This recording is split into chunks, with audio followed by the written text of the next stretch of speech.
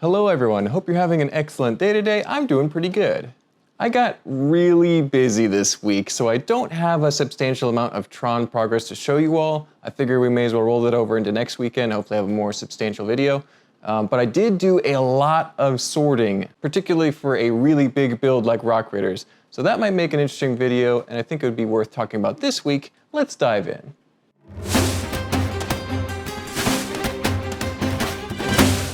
I started taking LEGO sorting seriously after I completed my first mock that I ever posted online. And instead of throwing all the pieces back in the bin, I thought to myself, what if I save these out for next time and sped up the process? And thus, my LEGO sorting journey began. It was very primitive back then, but at the same time, I wouldn't necessarily describe my current system as particularly complex. Sorting by color has always been the core philosophy, but lots of small changes and adaptations have happened over the years in order to make this process more efficient for really large builds that I find myself doing year after year. When storing and sorting our LEGO, we typically use 3 different sizes of Sterilite bins. These can all be found at Walmart for a couple bucks each, depending on the size. And there are a number of reasons we like to use these bins. These bins are nice and clear, which allows us to see what's inside pretty easily. For example, okay, we're over here with some light gray brick in front of us. We've got a variety of different sizes of bins, but one thing we can see right away is there's plenty of bricks and some wedge plates in this bin, so if we're looking for basic bricks, we know where to go. Meanwhile, if we're looking for smaller pieces, I think this bin would be a better choice because you see a lot of smaller plates and tiles and modified plates, hinges, round plates, even some brackets and stuff in there. So definitely can tell if we're going for finite pieces, this is the bin we'll go for versus this one. We also really benefit from the ability to improvise quickly with the pieces that are available.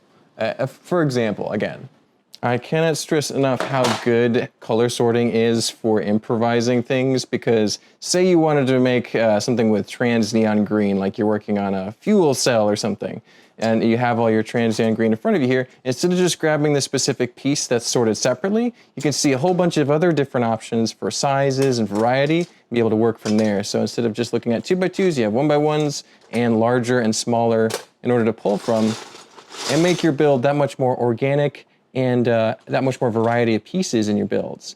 In order to maximize efficiency with the large volume of pieces we've accumulated over the years, we like to combine similar colors in order to reduce the complexity of the sorting process and thereby speed up the entire thing. For example, so up here you see we've got a wide variety of yellow colors in here. You've got light yellow, regular yellow. I think that's even bright light orange is what that's called. I call it Wally yellow or Chima yellow, but it's there because it's close enough to the yellow family that we put it in there. Over here we've got red and dark red. The only thing that's missing from here is sand red. I think we've put that in with pink because it's more similar to a salmon pink color than actual red.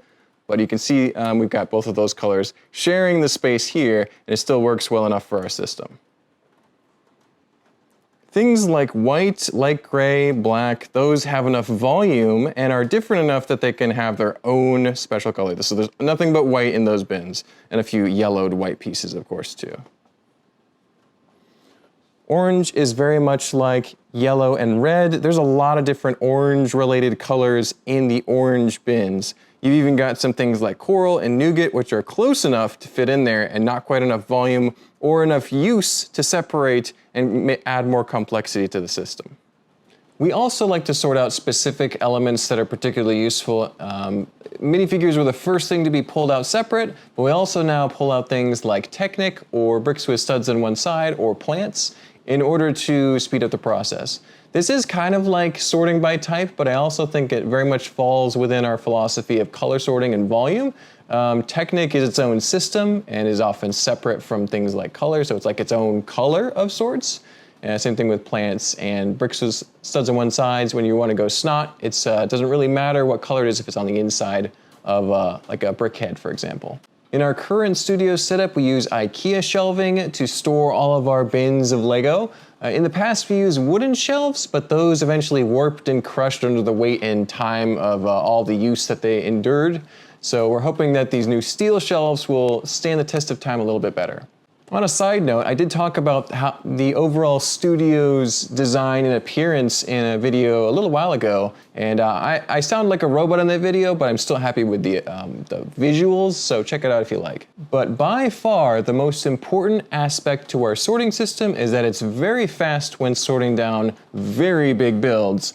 For example, Rock Raiders is one of the largest builds I've ever made, but the sorting process has been pretty quick, especially compared to the building process, and I think that has a lot to do with how we sort our Lego. If my pretty crude math skills are correct, I've been getting about 20 pounds of Lego per hour sorted the past couple days while working on the Rock Raiders bulk, which means it's just a couple days or weeks of work and the pile is now halfway done. Or actually a little past halfway, I would say.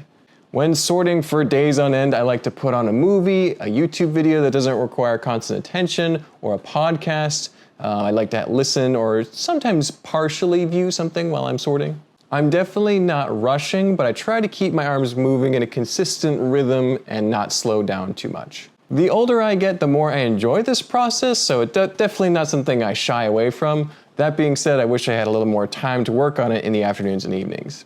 I am very happy with this method of sorting all of our pieces that we've been using, and if you're new to the MOC scene or just want to organize your Lego better, I would definitely recommend some of the tactics I've described. It might work as well for you as it has for us.